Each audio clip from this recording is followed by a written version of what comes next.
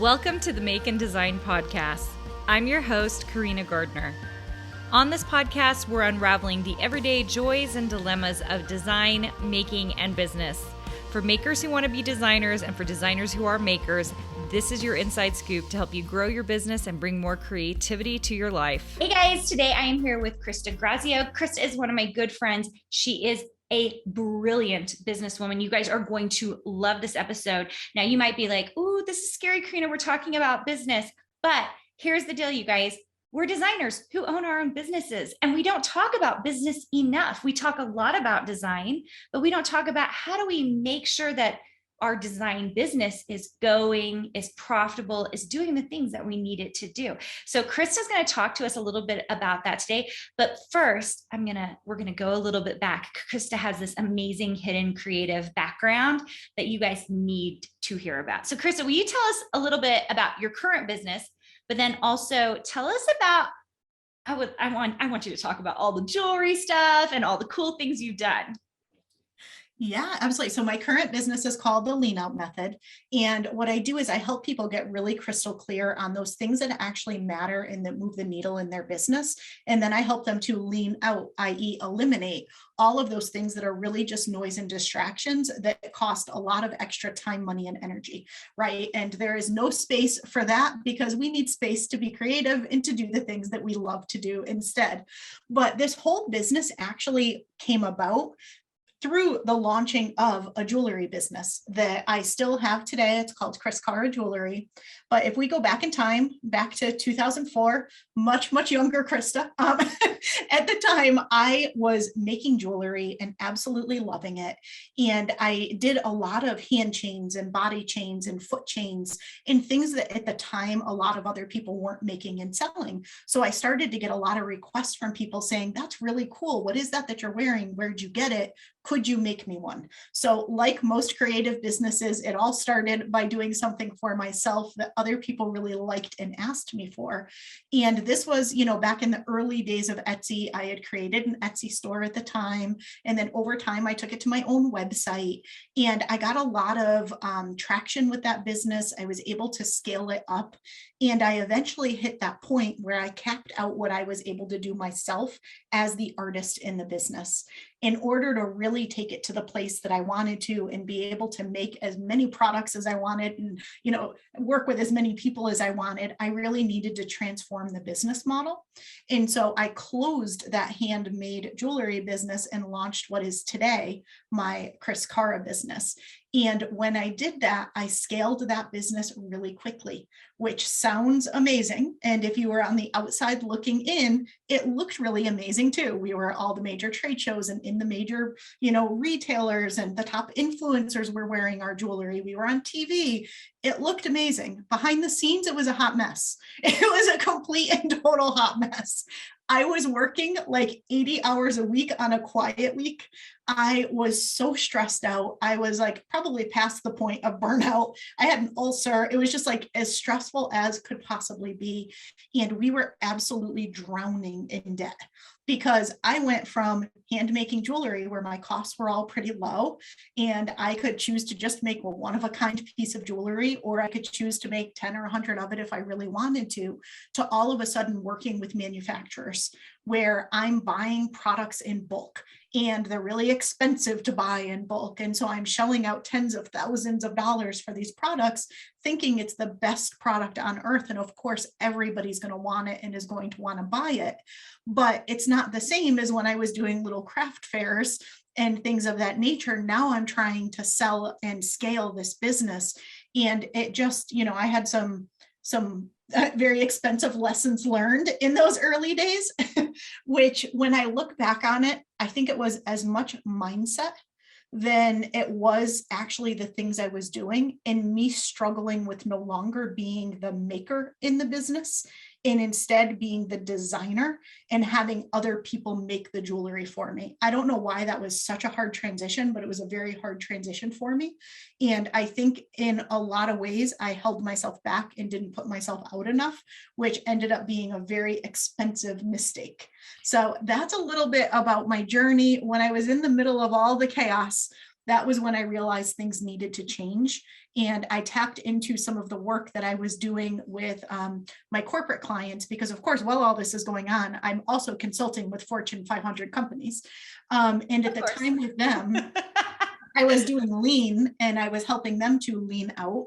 And so I looked at and realized I was doing none of that in my own business. So I applied all of those practices to my jewelry business, completely turned that around. We're now about to celebrate our 9th anniversary in October, which is exciting.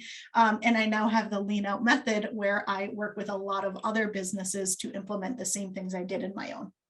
So fascinating. And for me, this is called the Make and Design podcast. When you talk about moving from maker to designer, for me, it feels very fluid, but it's so interesting that you had a mindset issue around that, the make versus the design. So fascinating. And okay, so here's the thing. Yes, you built that thing up. It was crazy big, but so many people, I know people who listen to this podcast want to go from being the individual maker on Etsy to scaling it. What advice would you have for them now that especially you understand and you teach systems, team, strategy? Like, what would you suggest? Yeah, absolutely. I'm going to give you my favorite S word of all time, and that is simplicity. Keep it simple. So if you are going to be shifting into a design role and you're going, especially if like me, you're going from either really small batch items or one of a kind items to all of a sudden making items in bulk. And I mean, I kept things small. I did like 50 or 100 units of designs because I still wanted to keep them very limited edition, but still 1 versus 100 is a pretty big difference in how you're approaching things. Don't have a lot of SKUs. Keep your SKUs smaller. Really get clear on your price point. Really make sure that you know what your target market is looking for, and then make sure that you design things that are true to you within those parameters. And I think I did a lot of, at first, just designing what I wanted and what I liked, thinking that other people would like it. And then I swung too far in the other direction and instead started making things that I knew the market wanted, but that wasn't exactly what I wanted. It took me a little bit of time to swing back and kind of find that happy medium where I was bringing Crista's designs to the market that just so happened to be what the market was looking for. And if you're learning all of that when you're buying product in large quantities, it can get really expensive. So keep it really simple. Do your market research. And when I say market research, I don't mean behind the computer. I mean by talking to people and selling products and really finding out what works. And then from there, once you figure out what's working, that's where those systems come in. When you find something that's working, you want to repeat it and get repeatable results, and systems will help you get those repeatable results. Yeah. And we're talking, you guys, this is actually really fun because we rarely talk about physical products on this podcast. You guys know I owned a physical product company as well. And physical products takes its own special kind of toll for the very reasons that Chris is talking about. If you don't have good systems in place, and as a new entrepreneur, very often you don't know what those systems need to be, you're buying maybe too many SKUs. You're buying too many of a certain SKU and you don't even know it. I remember the day, so in Mini Lou, it was all the mini coloring books and we were ordering directly from China. There was one particular SKU we had ordered 2,000 of and we were out of it in 1 week. And I was like, we can't get this product again for 6 more months from China. And it was like, I was like totally stressed out and I should have known better because the SKU had done relatively well already, but I knew it was a good design. That's the opposite problem of some of my other SKUs where we ordered 2,000, we only sold 500 and then we're stuck with 1,500. And it's just, it feels like this huge guessing game, but the truth is you just have to be in that game long enough to understand which of your SKUs are doing well. And wouldn't you say order small first if you can? Yeah, you want to scale what's working. I think the biggest mistake that I see people make when they're trying to scale any kind of business is they try to scale all the things. And being that we naturally are creative, no matter what type of business you have, we're naturally creative and creators, and we like to create new and different things. And so people hear scale and they think, ooh, good, more new and different, new and different, new and different. And let's scale and try to do and sell more of all of those things. And that can get really overwhelming really quickly if you don't have the right systems in place to support it. And you do want to look at what's actually working, and you want to do more of that. And you constantly want to be leaning out the things that aren't selling, that you don't enjoy doing, or that just simply aren't the right thing for that next level that you're trying to move to in your business. Yeah, I love that. So, okay, tell me this. So when we're talking about strategy, is one of your main strategies for business owners to simplify? Oh, 100%.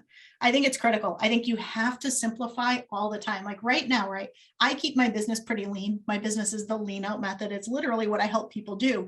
And my core focus for this next quarter is simplification and leaning out. And that's with a business that I keep really lean.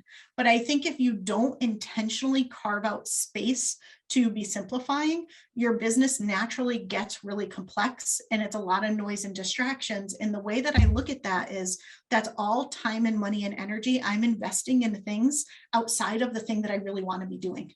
And I think, right, if you're designers, how much time do you really get to design?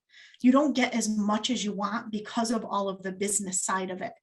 Why put extra time into non-design things that you don't need to? If you can reclaim that time, all of a sudden you get to design more. Yeah. Or you have more space. Just having this discussion this morning with one of my designers, I was just like, how much time is being spent designing here? How much time is being spent posting on Instagram? How much time is being spent in production? How much? And it's so funny. Like when you start really paying attention, it's like, this much is design. And like all this other stuff, like if you haven't figured out how to simplify it or clean it up or create a system for it, which you're excellent at systems, like for me, like that whole systemizing the whole process, actually, it takes away the brain power in the whole thing. So will you talk to us a little bit about systems and like where you apply it?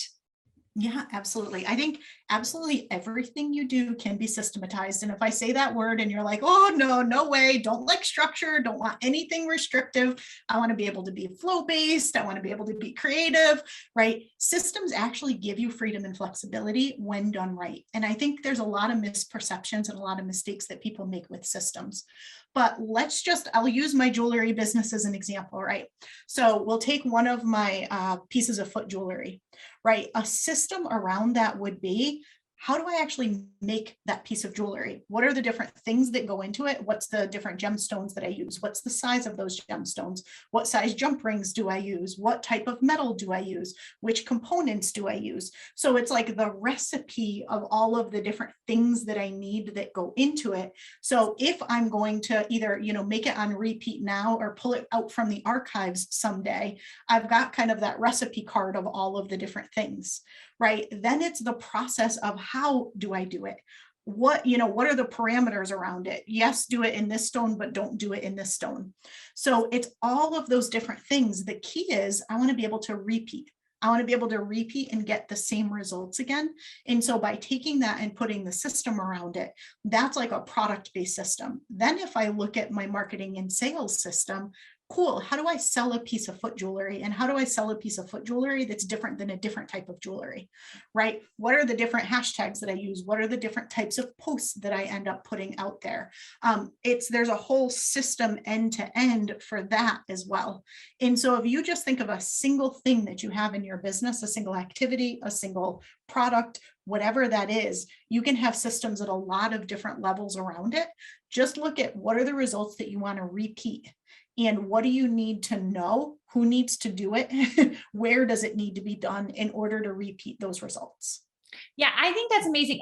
And here's the thing, systems do scare me. You know that I've said that, like the whole idea of a system, because system sounds like, Star Wars reference, like the system, it's like all the planets, so it feels like this overwhelming thing. And systems feel like things that corporations do, not little tiny business owners do. But the truth is, even a single person, I have lots of designers here where you are the solopreneur in your business, where you should have systems. And I was just thinking about like even your production system or your submission system. Like for me, I have a whole system for submitting. It happens on Saturday morning And that is the system I use. I love that you called it a recipe. That actually felt safer to me, because that, to me, it is a recipe, and it's just like another way to put it together. And it can be as simple as, I saw some of your boards for something, and I was like, oh, it can be that simple. Like, it can be an Excel spreadsheet just with a list of, this is how you do it. 1, 2, 3, 4, 5, 6, right? Completely. And one of my favorite tools on earth is a tool called Miro. There's another one called Mural. There's a whole lot of them, but it's a very visual tool where you can really just map out what you do in different boxes, different colors. It's basically a virtual whiteboard where you're taking these beautifully colored sticky notes virtually and mapping out your process. If you're much more of a visual person, which I imagine many of you are, you could even do it that way if you don't want to go into more of the spreadsheet type thing, or the more tool-based thing. Like, I love Monday, so I tend to use tools for a lot of my systems as well, but you can totally go visual with it if that makes things more easy to get started with. Yeah. So I suspect lots of my listeners don't know about this, but Monday.com is a project management software. So that's the one that both Crista and I use. And it basically, you can set up tasks, you can set up recurring tasks. It's really nice for building systems or recipes or to-do lists. I mean, so it's a really simple process, but I'm going to echo Crista. Crista turned me on to Miro. And I think there's a free version, right? Mm-hmm. So there's a free version, you guys. And we set up like all of our organizational charts and stuff in that. We set up, like, you can set up your entire, like, on Mondays, we're going to do these items. On Tuesdays, we're going to do these items. Or if you have a system like a production system, you're like, okay, for this shop, these are the things that need to be done. And that's all we're really talking about here. It's not some scary thing. All it does is bring your business to a place where you know what's happening in it all the time. And you could technically hand it off to somebody else, which is the whole goal, right, Crista? Mm-hmm. To hand it off to somebody else when you don't have the time to do it. Absolutely. And one of the examples I'll give, because I know you talk about this a lot, right, is taking your designs and repurposing them everywhere, right? So if you use the social media example that I know you talk about often, I have in my Miro board, I have one of my systems defined. It's this beautiful, very colorful chart that shows my podcast episodes publish on Tuesday. Here's all the different places that I share them, in which day I share them. And it's just a simple visual, but it's a reminder every single week about where we should be repurposing that content. And whenever somebody new joins my team, I just hand them that board and say, here's what we do with our podcast content. Here's when and where that we, repurpose. Here's how we do it. Go forth and repurpose. And it doesn't really require much more from me other than that initial creation. Yeah. So amazing. Okay, Crista. So just so you guys know, I do an episode of our Cristas. If you want to hear about my design suite program, I talked to her about how it's grown. It's been a crazy year. And Crista and I talk about systems and team and strategy over there, which is super fun. If you guys want to learn more about all of these things, which you should, because I teach design, Crista teaches business. Crista, where can people find you? What's the best place for them to connect with you? Yeah, head over to leanoutmethod.com and you will find pretty much all of the things. And on Instagram, you can find me at my name, which is Crista Grasso, Crista, no H, Grasso. So that's the best place. Thanks for coming, Crista. Seriously, I learn so much every time I talk to Crista, just because I'm like, ooh, give me that information. That information in this day and age is everything. Don't you think, Crista? Oh, completely. And I think the most important is, right, first you need the information and then you need to actually go in and apply it. And I just think you are such a master at doing that. I still remember our early Monday conversations and all of a sudden look at what you've built with it. So thank you so much for having me. You're so nice, Crista. Okay, you guys, thanks so much for joining us today. I loved having you. I hope you loved this episode. If you've loved this, please leave us a review. We'd love for you to tell us how we're doing. It also helps the podcast so that we can move forward and give you more amazing interviews like this. We can't wait to see you soon. Hey, did you know that you can visit me at makeanddesign.com to learn more about this podcast and join my VIP group for weekly freebies? I can't wait to see you there.